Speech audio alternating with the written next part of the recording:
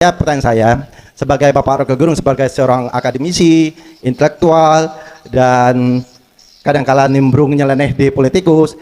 Nah, untuk saya akan menanyakan sebagai Bapak Prof yang salah satu juga di bagian dari seorang filsafat, tentunya bagaimana konsep Bapak Prof tentang konsep ketuhanan yang Maha Esa dalam nilai-nilai Pancasila itu dalam konsep kita melaksanakan bernegara ini. Itu yang pertama. Kedua, bagaimana konsep daripada nilai Pancasila yang ada pada keadilan sosial bagi seluruh rakyat Indonesia dalam konsep kita bernegara ini. Bagaimana pandangan Bapak Prof? Barangkali itu saja Bapak Prof. Terima kasih. Wabillahi taufiq wal hidayah. Wassalamualaikum warahmatullahi wabarakatuh. Oke, Bapak. Mestinya Bapak siapa namanya tadi, Bapak?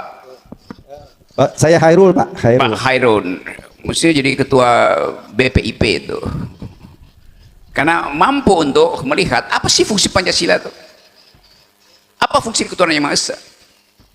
Ketuhanan yang Maha Esa itu adalah prinsip untuk menerangkan urusan manusia dengan Tuhan yang Maha Esa. Karena itu fungsi akidahnya ada di situ dalam semua agama. Tapi fungsi muamalah itu diurus oleh sila kedua, kemanusiaan yang adil dan beradab, persatuan Indonesia, kerakyatan, apalagi fungsi kelima itu. Jadi kita mulai bandingkan atau bedakan antara elemen teologis dari Pancasila ada di sila pertama dan elemen sosiologis di 4 sila berikutnya. Sekarang kalau kita tanya, mana lebih penting? Sila pertama apa sila kelima? Iya, sila pertama lebih penting. Buat mereka yang sudah terpenuhi rasa laparnya. Lebih banyak orang ada di jalan ketika maghrib nyari makanan ketimbang pergi ke masjid, karena ada tuntutan real, yaitu rasa laparnya tuh. Tentu kita akan berdoa, tetapi negara tidak boleh diurus hanya dengan doa. Ada APBD yang mampu untuk kita pakai tanpa sepengetahuan Tuhan untuk membela kemanusiaan dan beradab, keadilan sosial. Anda tidak perlu melapor pada Tuhan bahwa APBD sudah diturunkan. Kita langsung rasakan bahwa pemerintah peduli pada kemanusiaan yang adil dan beradab, sila kedua, peduli pada sila kelima, keadilan sosial. Dengan cara itu ketuhanan yang Maha Esa sudah dihubungkan ke atas. Jadi negara itu diurus melalui ayat-ayat muamalah, bukan oleh ayat-ayat akidah. Ayat akidah itu ayat personal.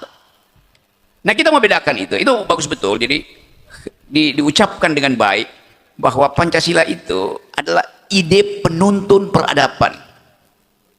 Dia memberi kita semacam teguran, oh ini ibadahnya kurang, karena itu harus banyak berdoa.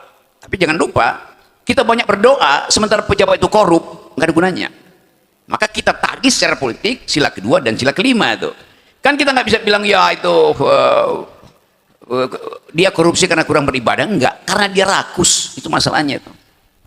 Nah, kerakusan itu harus diubah menjadi delik korupsi.